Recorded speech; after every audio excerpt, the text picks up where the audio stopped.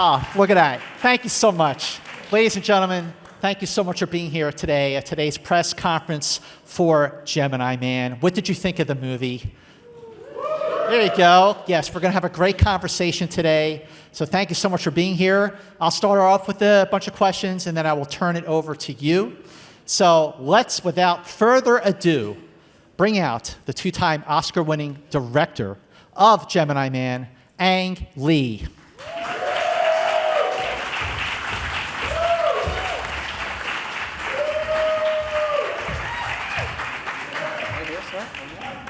Let's bring out,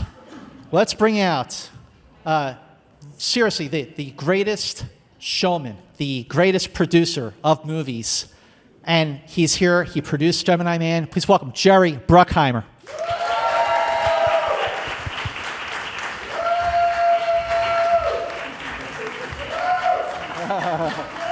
You have a fan backstage, I'm guessing, right? Great to see you. See you right here. The guy who's whooping and hollering.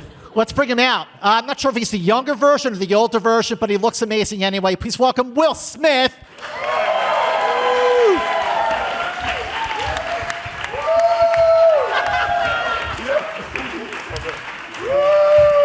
Now we know the gig is up.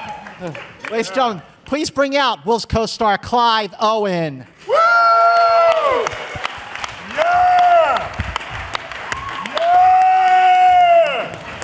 The energy is off the hook.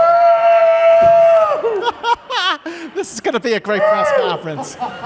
Here, hold that thought for 1 second. For 1 second, please welcome visual effects supervisor Bill Westenhofer. Woo! Yeah! Yeah! Woo! Last but certainly not least, please welcome WETA visual effects supervisor Guy Williams.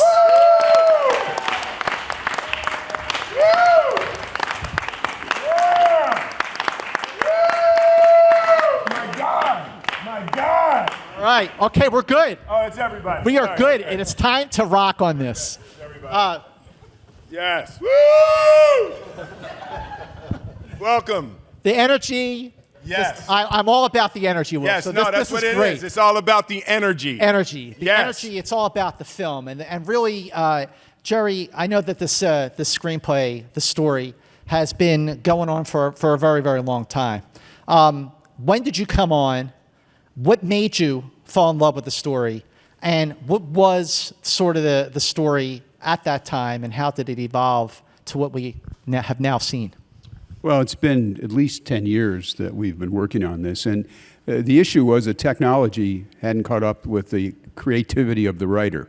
So we had to wait for these gentlemen over here in Ang Lee to figure out how to get this movie made. We did some unsuccessful versions of this in testing, and it looked pretty awful. So we kind of put it on the shelf until Ang said, I have a whole new way of doing this. And he said, I'm going to create something really special. And he certainly did. Okay, what were the first conversations that you had? Like, what made you, like, sort of see, hey, Ang Lee is the guy to direct this movie? And Ang, what made you say, I am the guy to direct this movie? Of course I'm the guy. try to talk like real, like. No, that's Ang's inner gangster rapper. That's what I've learned in spending time with him. He has an inner gangster rapper that every once in a while just comes out.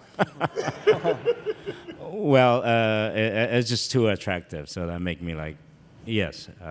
Each time I make a movie, I have that feeling I am the guy. There's nobody else. This is my movie. You make that connection, the visceral connection. I do feel this one. Actually, the first person to talk to me was David Ellison in his office at Skydance. As soon as I hear a clone, a younger version, I just feel I'm old enough to deal with this stuff. Like looking back, what am I? When you see a clone and we're just a piece of jeans, why do we exist? All this philosophical stuff hit me first. Then what kind of fun we're going to have. And I know we're getting into a digital world and how we create it. And I've experienced the Hulk 20 years ago, and not too long ago, I experienced the Tiger. in Life of Pi, in my head, this is within reach. But I know as with human face, you're playing with fire. It's pretty, you're in a God's realm. Like, it's pretty scary, but at the same time, it's pretty exciting. So I signed on. The first time we talked is, I said, I want to do it, but I want to have a new approach, and I want to try a different media. So I invited Jerry and the whole Skydance people into my New York editing room to see a reel of Billy Lynn's long halftime work. I said, this is the media I want to do. I want to approach in a digital way with Junior. And then they fell for it. So that's how we started. I was quite surprised. After Billy Lynn, somebody like, here we go. I got to give them a lot of credit, the support they have for this project. You know, some of the shots take a year. Then while we're shooting, we have to turn over before they see anything. They're like, okay, we trust this guy. You know, Will, I want to ask, you know, ultimately so much has been written and talked about already with like the technology and how it breaks ground and breaks boundaries, which it absolutely does, and we'll get to that in a second. But, you know, the script is the thing. Mm-hmm. So what was it like for you when you read this the first time that made you just go, I'm in? You know, I loved the philosophical idea that we all plant the seeds of our own destruction. Like, we are our own worst enemies. Like, you know, that we make choices and we make decisions in our lives that set things in motion that we can't blame other people for. And that the battle with trying to overcome our karma. You know, right. And I just thought it was a really clever and creative way to say that we are the architects of our ultimate rise or fall. And to be able to do that in this way, and it's a big part of why I love science fiction, because you can put those things under really wild visual landscapes. Well, Clive, you know, when you look at the way the movie was being made while it was being shot, you know, like when I think of some of the movies you've done in the last, 20 years, when I look at movies like Children of Men, which is like, just such a great movie, and but also something, breaking the ice. I love it. Bring it. Do it. No, it's great. But also like Shoot 'Em Up, which is very, visceral, action-heavy film. What did you see as like the challenges with making this movie that were different from the other films that you've made? I think it's like a brilliant coming together of something that's, hugely. It's full of action. It's a great premise. It feels like a huge movie, but it's also, it's about characters and it's about drama and it's very intimate and personal. And I think that Mr. Ang Lee is the ultimate director for a movie like this because he's on top of all the technology. He's on top of what huge drama is, but he's also incredibly artistic and specific and detailed. So, I think. I was just hugely excited the minute I got sent the script, yeah. When the stories like you were talking about, like just how, Jerry, when you jumped in and how the technology wasn't quite there and all the testing you have been doing, I want to ask, like, what was the breakthrough moment? What was the aha, we got it moment when you said, we can do this? That's for you, yes. You're still waiting for that. Yeah. When Ang first came to me and we talked about how we were going to do this, we did look at what had been done in the past and where the technology was. There had been some pretty close attempts in Rogue One and Blade Runner the year before, and we thought that things had matured, and it was kind of very similar to what he'd done. I worked with him on Life of Pi, and he came to me and said, can we do for a human what we did for the tiger? So we looked and said, technology is close enough that if we put the same determination into it, we felt confident that we could do that. And, honestly, if something doesn't scare me a little bit, it's not really worth doing. So there was some fear involved, but we did feel confident that the technology was close enough that with a raw determination, with the incredible skill and talent of the people at Weta, that we could do this. I was just going to add that we've been toying around with digital humans a lot with stunt work, but to really break this barrier, what we needed was a project that supported it. You know, the commitment not just to have a couple of shots where you want to have a guy doing something falling off a building, but truly have a digital human standing in front of camera, acting and resonating with the audience and delivering the lines and serving the story. And this film was the perfect opportunity to actually be able to bring it all together. And I really want to, you know, I've been doing a lot of interviews, and I think people don't completely understand the depth of what you guys have attempted and accomplished here, right? So this Junior is not de-aging, right? So it's not my face and then they smoothed out my face to make it look younger. It's a 100% digital human, in the same way that the tiger in The Life of Pi, they used a real tiger to understand the movement, but in the movie, when you're seeing the tiger, you're seeing 100% digital recreation of a tiger.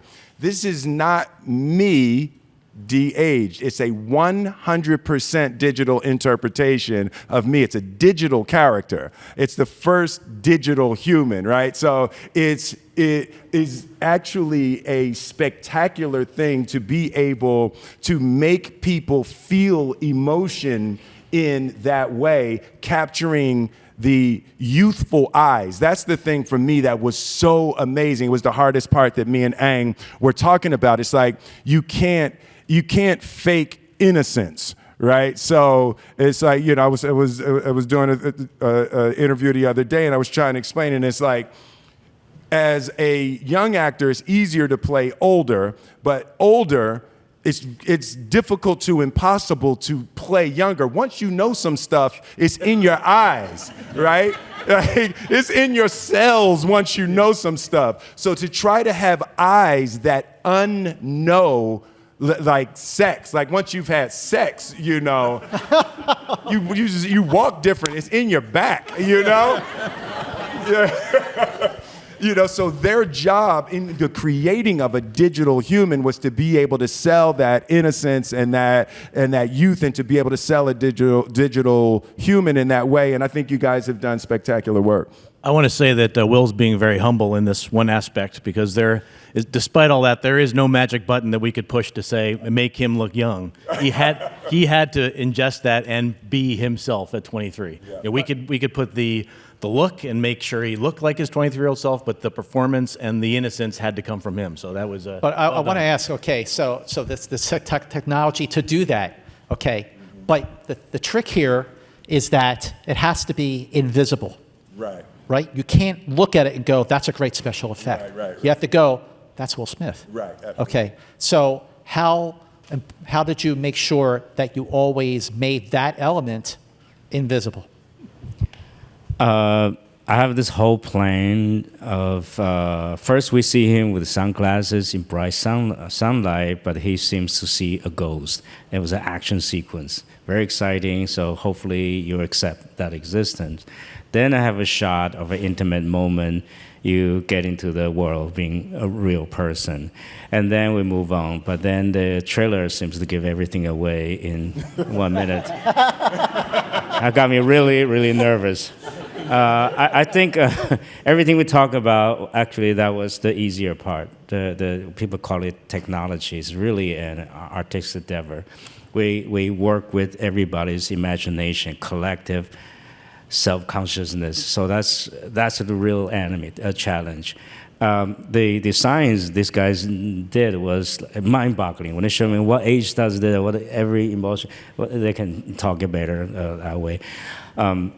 It's just mind-boggling to study into the science of aging and our structure and how our emotion connect with every tissue in our body. It's just mind-boggling. But that's like, I would say 10% of the work. When everything is absolutely right, believable, it's not really believable because it's too correct. Just to mess it up, so we think that's the movie he used to play, but it's a different person in this media, in that situation. That was a lot of scratching your head and a very expensive process to try it again and again with a huge data keep running. I think that's just play along people's ability, as you said. There's no law to it. You change an angle, you change some lighting, change your scene. Like the Life of Pi, that tiger. And then I remember it's one day in the 9th month to post, like, we got it. From now on, we know that tiger. There's never such a moment here. It come and go. It's just like, it's whimsical. Jerry, I want to ask, so here's a film. It's not a sequel. It's not a prequel. It's not a Star Wars movie. It's not a superhero movie. It's not a reboot. It's not a sequel of a reboot. You get where I'm going. It should have been on. Yeah, on a very, very, very big TV. But Jerry, like, how rewarding was it to really nurture this film along these last, more than 12 years or so? Well, it's always great when you find a piece of material you're in love with and you can bring it to an audience and hopefully they'll enjoy it the way you enjoyed when you read it. And you have to understand that when they talk about digital Will, it's his performance. So it's 100% Will's performance on a digital full body. It's not just they replaced the head, it's everything. So he wore a head thing, and so he played two characters in this movie. He did first the Henry part of it, and then he turned around and did the junior part of it. So it was grueling for him to play two parts every single day that two characters were on screen together. So you have to understand the accomplishment that not only Weta did and Ang did, but his performance is outstanding for two parts. It's so difficult, draining. But Will, you know what? I want to ask you about this. You are playing yourself. How do you? When you're watching, you're seeing how Junior. There's definitely a drive, and ambition, and energy. There's that word again, energy. But there's also a naivete about him. Because he's just not. He's not world weary like Henry is. So, how did you make sure that you separated your performance as Henry from your performance as Junior? Well, what was really great that Ang did is before we even met, he had gone through all of my filmography, and he grabbed things that, he grabbed Fresh Prince, he grabbed 6 Degrees of Separation, it was Bad Boys, Independence Day, Men in Black.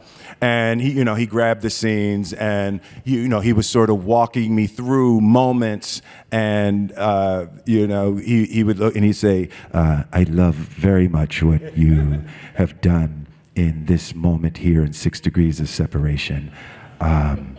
In Bad Boys, this one was good, but don't ever do this in my movie." So we sort of created a language of the old characters and the moments of what he was trying to capture. There was it's funny, there's a thing before you learn how to act, there's a powerful thing that you have from not knowing, and it's really difficult to recapture that not knowing. And we found these moments, we found these really honest moments in some of my early work. But I would say of all the things, that was the most difficult part. It almost felt like learning how to do some bad acting, like go back to bad acting, right? Because there's an honesty before you actually learn where the light is, and you learn how to stand, and you learn what makes people clap for movie stars in the in the theater. And it's like letting go of all of that stuff was really difficult. Clive, the scene where we have Henry and we have Junior in the same scene, and there's it's a very human scene. Everyone is interacting with each other. Take us through what it was like to make a scene like that when you have Will, but you also have Junior in the scene, but maybe Will wasn't. You know what I mean? Yeah. We got it. No, it's something good, Clive. Most of my stuff was with young Will, so we did, and it's true. Like you can talk about all the technology and how amazing it is, but unless you've got the acting and the drama and the script, and people are feeling things, I don't know how much that counts for really. And so a lot of the time I was acting with Will with this huge head rig on, which was for all the stuff they're going to do later.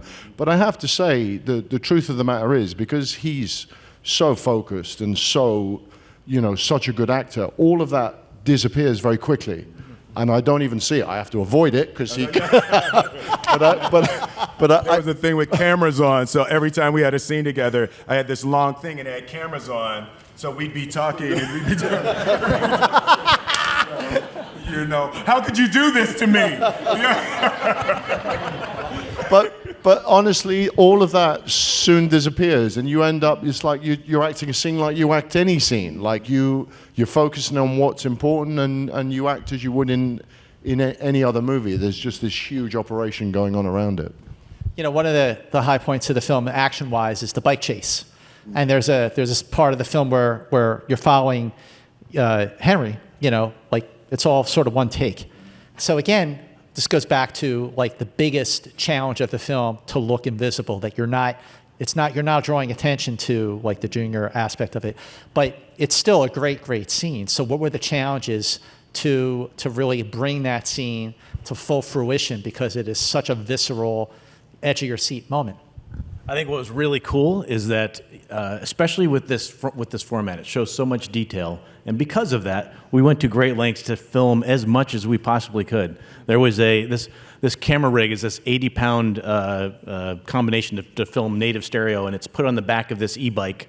So the guy who's driving the camera is as skilled, if not more, than the stunt guys that are driving behind it, tearing through traffic, popping up on walls. But we filmed that for real.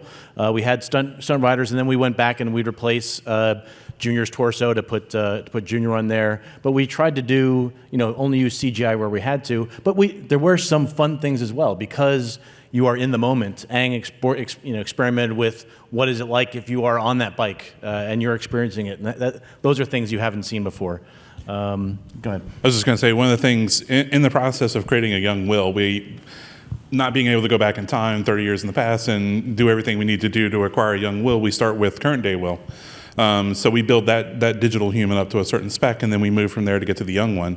What that allowed us to do in the bike scene that was kind of fun was we were able to say, don't worry about how close you get to the stunt performer, right? Have him drive right up into the camera, and we'll replace what we need to replace, so it becomes Will Smith. So it just makes for such an interesting stunt scene to be able to see your actor playing both roles and not just constantly trying to look away from camera so you can't tell that it's not the same guy. And we wouldn't cut either. That was another really fun thing, is that, a lot of action sequences are a lot of cuts to hide trickery. We didn't have that luxury. We extended takes, and we had to, for the same thing, to allow you're following Henry on the bike through this alleyway, and then you come all the way to the end, and he comes right to camera. Well, there was a stunt driver for the bulk of that, but then we found a way to get Will's performance in at the very end as well, and just make it one seamless thing. And that's the thing that I love also, and because everyone is looking at young, the junior character, everyone is watching. People don't actually realize there are full digital old Henry shots in the film also. So there are moments when full frame close-up shots are old.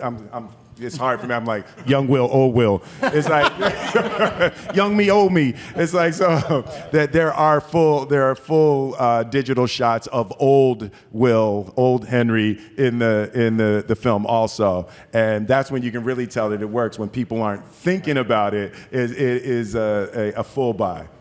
Will, Aang and Jerry, I want to ask about shooting 120 frames per second. Why go that way? And for a lot of people who aren't like super tech savvy with sort of thing, like what exactly does that mean? What was the goal with the 120 frames per second? I think the goal is to bring a new experience to an audience.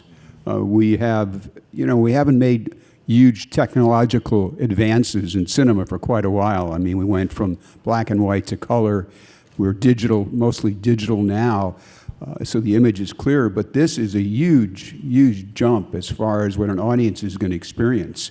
It's immersive. It puts you right in there with the actors, and it takes a little while for you to get used to it because you're not used to seeing something with such clarity ever. So Ang really is pioneering this technology because we have to advance cinema. I mean, people are so comfortable in their homes because they have these big televisions and everything is interesting that we're making for television. There's a lot of good material on television now. So we have to have technology that you can't actually see in your home to get people back to the theaters.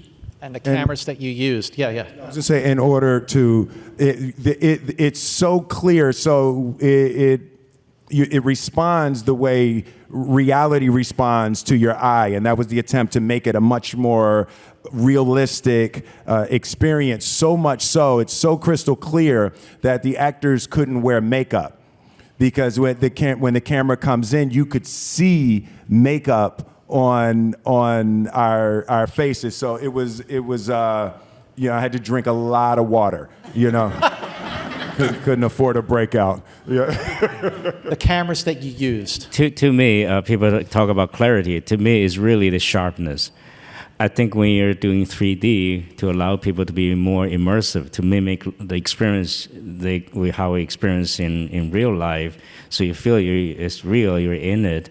To invite them to that world, it's not just clear, it's sharp. The way you process the image through two eyes with an angle is different than when we used to watch movie, which is more dreamy. Oh, it's lovely. It's the best thing happened to me, to anybody in our lives.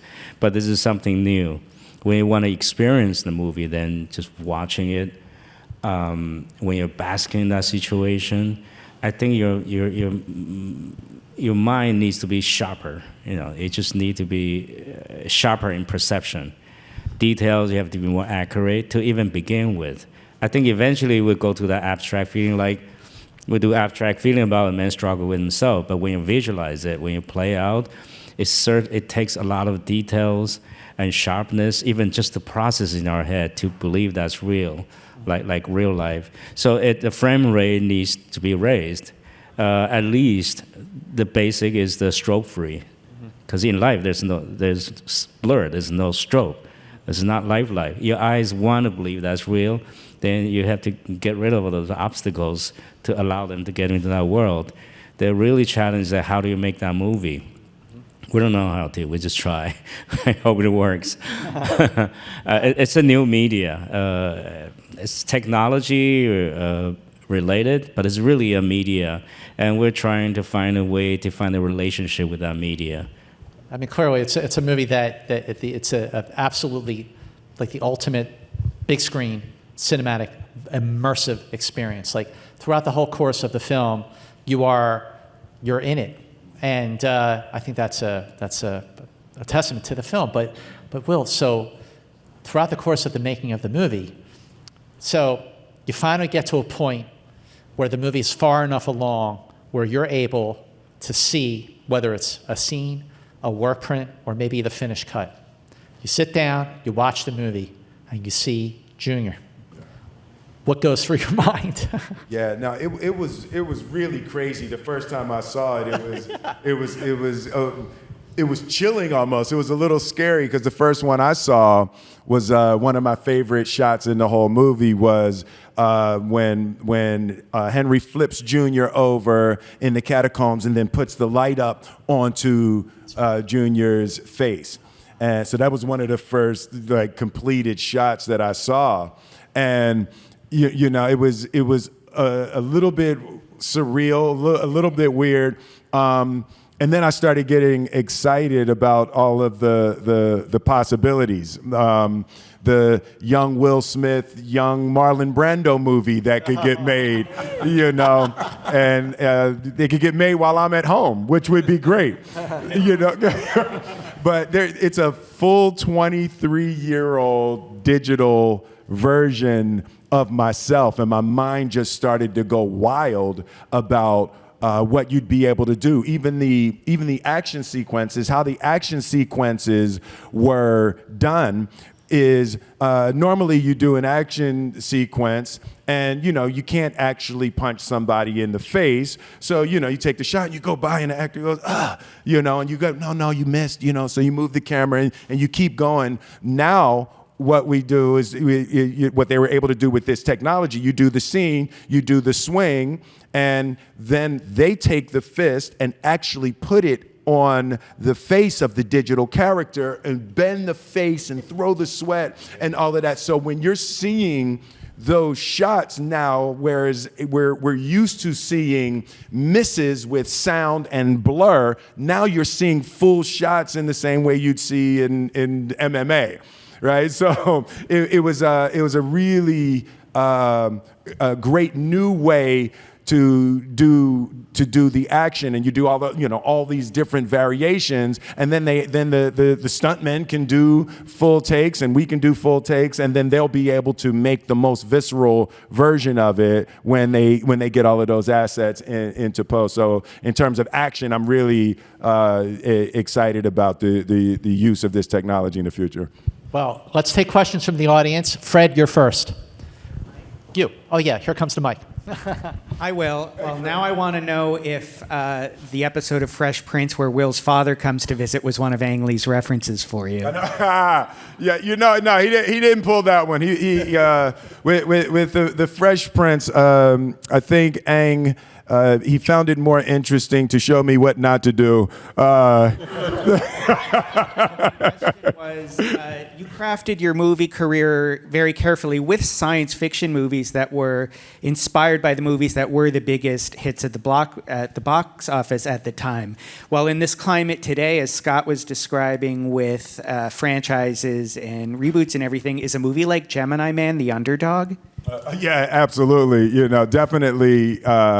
In this new world, it's a whole lot safer to from a financial standpoint to make a part 3 of something than it is to do something brand new from the ground up. But that's what we were all excited about with this, and what Ang kept saying, and why to push the envelope is to give people a new reason to go to movie theaters to see something that you can't see at home.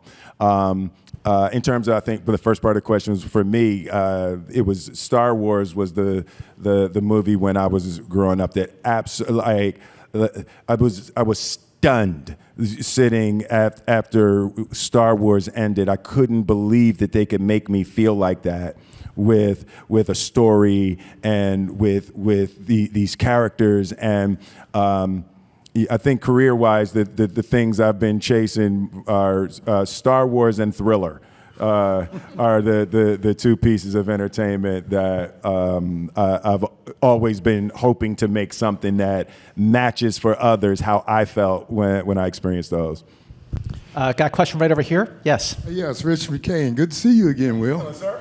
Anyway, this is for Mr. Lee and Mr. Bruckheimer. For years, there's been controversy about digital actors replacing real actors. I know you guys are familiar with that. So this film basically proves that it can be done. So how do you think the reaction is going to be with people like the union and folks like that might feel a little threatened by this character? Be careful with this question, eh?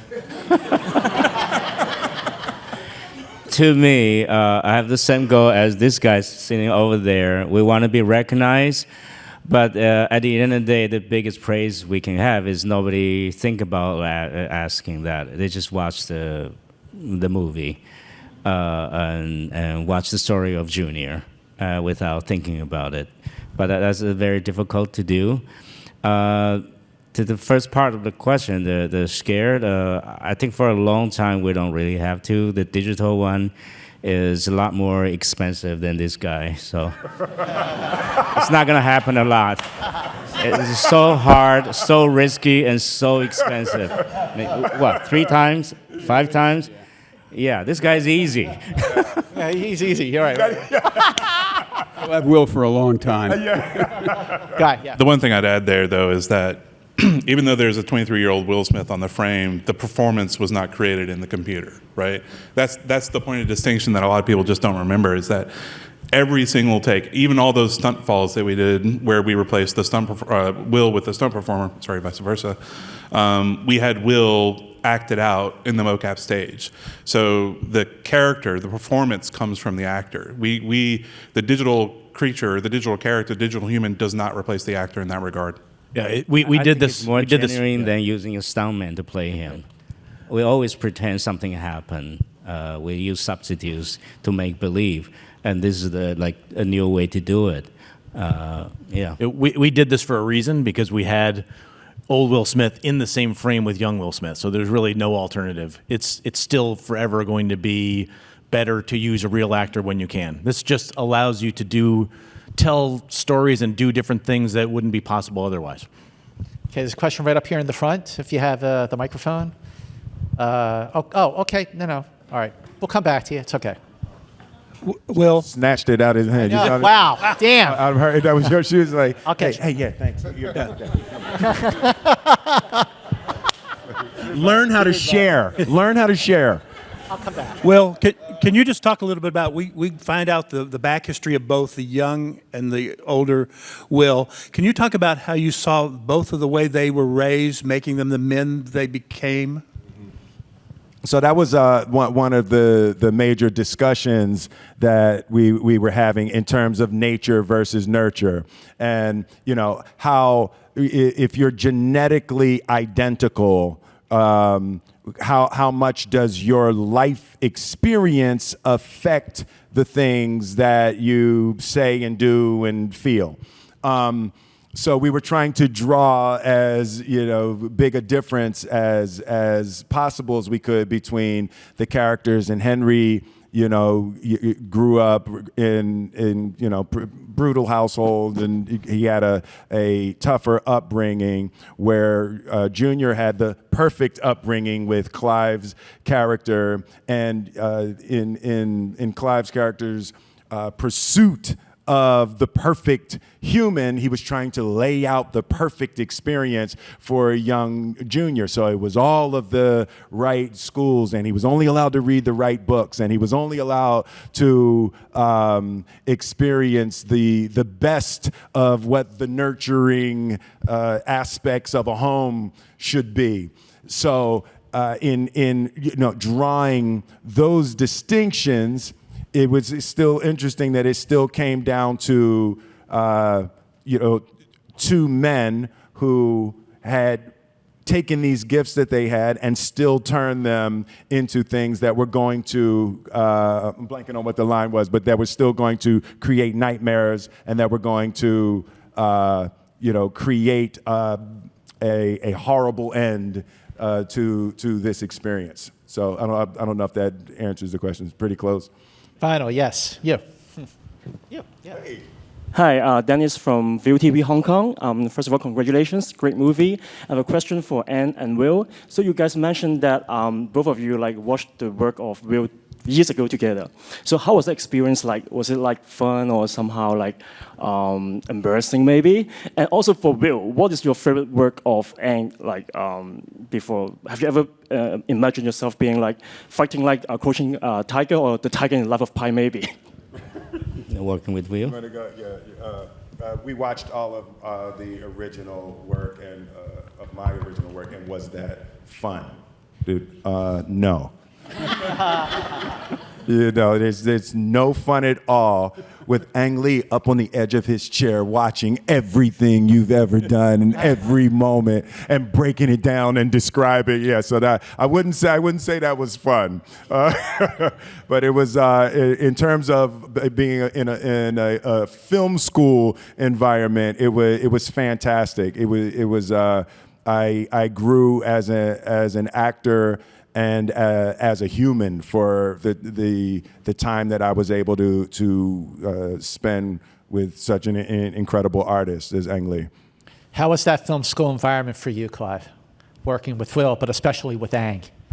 Yeah, it was fantastic. It was a really, really great experience. I mean, as I said before, you know, we've talked a lot about the technology and the huge sort of advancements that are being made in film. But ultimately, this man is an artist, and we'll talk about specific lines and details of character because, you know, as I said before, all of it counts for nothing if you're not invested in the drama of something. And so it feels like, you know, he's the perfect man to do a film like this where, you know, and also we haven't really talked about the whole subject of cloning. I read an article like 4 weeks ago in the New York Times about somebody cloning a cat that is actually done, and that this whole thing about cloning pets is becoming an ethical issue. And, you know, this film also brings up, we're not that far away from what the film is discussing, really, and it's coming fast, and there are going to be huge ethical decisions and discussions that people are going to have. This is what we need, more people. The learning is bilateral, I have to say. It flows both ways, and every which way. At some point, you just feel this camaraderie. It's like you're in a trench together. Sure. And at some point, you feel like only we understand each other is us against the whole world. They don't know what we're in. It's actually a very selfishly wonderful feeling to work. You know, I cherish every moment I work with actors or crews or produce. You know, that school is make me feel like I want to be a forever film student. You know, I just learn to do those things. That's the biggest reward in making those movies. You got the mic. I got it. We're not taking it away this time. So there's a love-hate relationship with 3D. So how do you think? Can you hear me? No. So how do you think audiences, especially older audiences, will they embrace a new cinematic experience? I want to hear from the filmmakers and also from the actors' point of view. Well, I think that the 3D is so subtle. It is, again, it feels like you're actually in the room with the actors. It gives dimension to their performances. It's not like the old 3D where you get eye strain, and that's all gone now. There's no headaches anymore. It's the way they've done it with, Ann can explain it, or Bill can explain it better than I can, but it's very comfortable to watch, and I hope the audience gets to experience it in 3D. Hi. Clive, you brought up cloning, and my question is, your character at some point talks about the issue of cloning in the film where you say, when you clone someone or when you recreate someone, you have an opportunity to not grieve any longer, to not lose the person that you love and have those experiences in life. And I just wanted to know from anyone who wants to answer, how do you think that you would feel if that became a possibility, if that became a reality, where if we're not cloning animals, we're now cloning human beings, and that becomes a reality where you no longer have to experience grief or loss? Yeah. Sorry, I know that was deep. Thanks. Oh, thanks. Thanks a lot for that. Wow, who wants to take that one? I'm sorry, boo. I think we all have the human quest to overcome our pain, right? So we're all trying to figure out how to eliminate suffering from our lives. And there was an interesting phrase I heard the other day called, they said poisoned honey, that we reach for poisoned honey a lot in order to overcome our pain and suffering. And you know, when I think about cloning, and we talked about it a lot on this movie, and, you know, it's one of those scientific reaches that I think that we've already gone down the road. So I'm sure there's absolutely things that have happened in cloning that we don't know about yet that we're going to find out. But my opinion is that cloning will ultimately pan out to be poisoned honey. It will be a reach that will potentially come back and bite humanity in a way that we're probably not considering fully. Okay, got time for 2 more questions, so hang on. You got the first? Jim Alexander here with Real Talker. Will, question for you. You've been synonymous with the sci-fi and action genre for years. You've been kicking ass for decades, but has it come to a point where you start thinking about the next stage in your career with roles? You're not going to be able to jump off buildings forever, you know, but have you thought about what would you like to do next? What sort of genre of films? And I've seen kind of Clive transition slowly into that phase himself, but have you thought about what you would like next for you to be, what sort of genres and roles to take? Actually, you can jump off buildings forever now. Yeah, no, exactly. These guys are gonna keep me jumping off buildings into my hundreds. Well beyond that. Yeah. No, I think more than just a transition in roles. It's I turned 51 last week, and I'm really Birthday! Hey. There you go. You know, I'm experiencing a transition in my life. More than ever, I'm seeing my role in the world as a role of service. You know, and in my younger days, it was ambition. You know, I wanted to win. I wanted to put points on the board. And now I'm kind of growing into the position in my life where I'm kind of just the main question that I ask myself before I do anything is, how is this of service to the human family?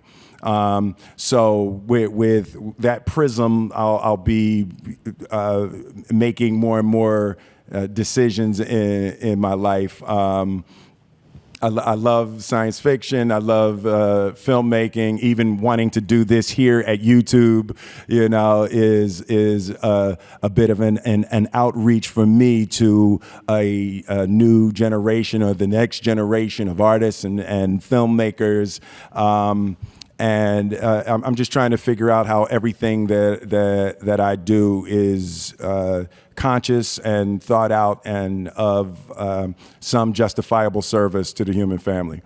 I just got it. Before we get to the last question over here, I just want to ask Will, Philly represent.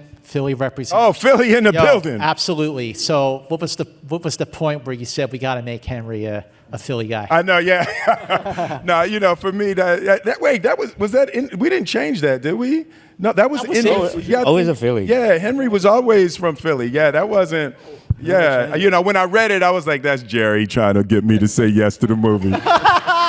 You know? We're no dummies, you know. We know what to do. Yeah, but it was already in there. Well, thank you for that. And the last question right here is for Clive. Whenever we talk to actors about playing a villain, this guy is so delicious and sinister at the same time, playing Dr. Evil.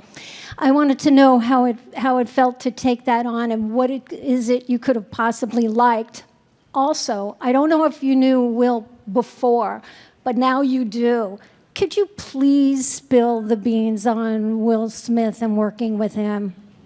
Don't you dare spill the beans on Will Smith. Please, this is the press. You have to tell the truth.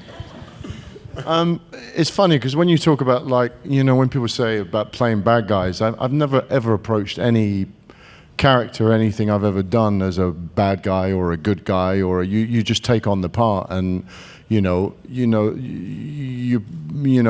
often the most interesting thing is to play flawed characters, and I just never approach it going, oh, how do I play a bad guy? I look at the guy and look at what he does and think, okay, what's the way in here?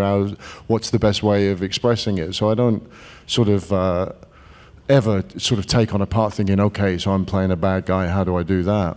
In terms of working with this man, at the risk of embarrassing him, he is like the best version of major movie star you could ever come across in terms of his acting skills, in terms of his discipline, his focus, we did those scenes, we walk onto the set and it's incredibly focused and on point, and it was just an absolute pleasure. He's a hugely impressive guy and actor. Thank you, Clive. Thank you. All right, one more question. Hold on, really, I this want is to it. talk, for Clive, in terms of playing a bad guy, what was really interesting, along with what Clive was saying, is, you know, the perception that, and I learned something about this. I've never played a character, that was really a bad guy in that sense. But what was great about Clive's perspective is that there's no such thing as a bad guy. He was like, the bad guy's the good guy in his story. Right, so in the bad guy's mind, you're the bad guy, right? So that idea, it was a good click for me in that comprehension, and Clive really pushing to get clear on the point. Everybody.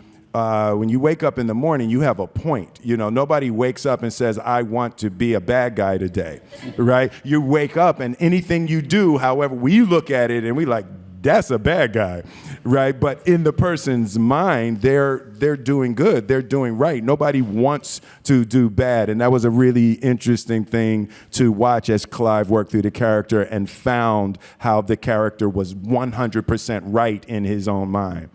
Okay, last question right here. Well, this is for you. You said you have been playing Henry, going back and playing Junior. How did you keep at it, doing this every day, the same thing, repeating it same? And the second question is, do you have any advice to your 23 yourself? So, that's interesting. So first question, what Ang did that was really great is what makes someone, when you say, oh man, he or she's really an actor's director, is when they understand how to create circumstances for you to achieve the psychological and emotional space that they're looking for. So Ang was really good about separating Henry from Junior in the scheduling, right? That I would get, you get lathered up into Henry, and if the shift is too abrupt, it's hard to get your mind around it. But so he did a really great job of separating the time from Henry and Junior so I could spend more time in one mindset or the other. And in terms of advice to my younger self, that question came up a lot. And my younger self was wildly and insanely aggressive. At 23 years old, I was naive and ambitious and aggressive.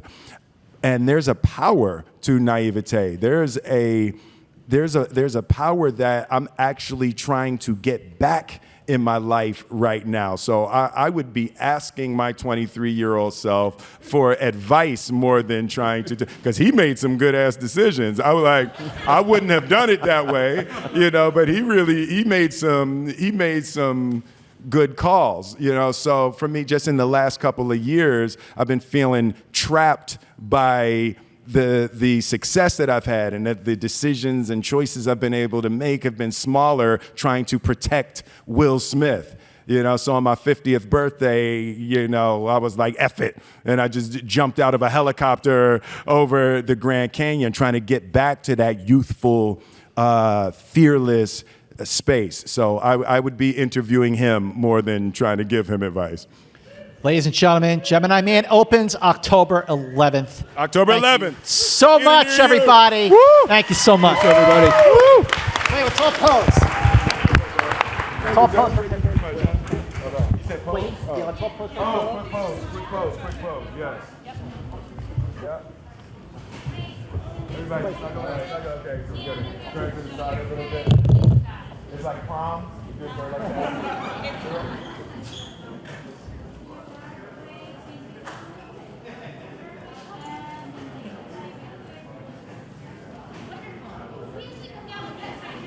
like that? Oh, you need to get geez. Stop. Wait up, get me down.